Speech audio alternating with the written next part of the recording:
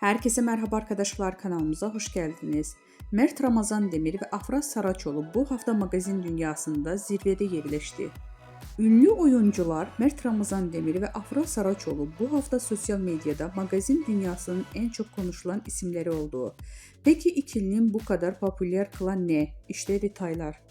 Bu hafta ünlü oyuncu Mert Ramazan Demir, Afra Saraçoğlu sosyal medyada en çok konuşulan, tartışılan isimler arasında zirvede yerleşti.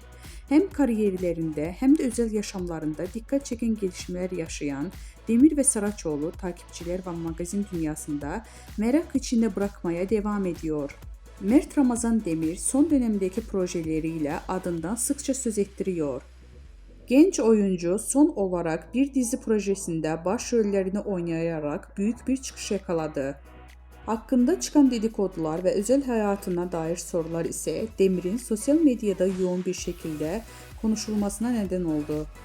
Öyle ki Demir'in hem sahnede performansı hem de gizemli özel hayatı hayranları tarafından büyük bir ilgiyle takip ediliyor.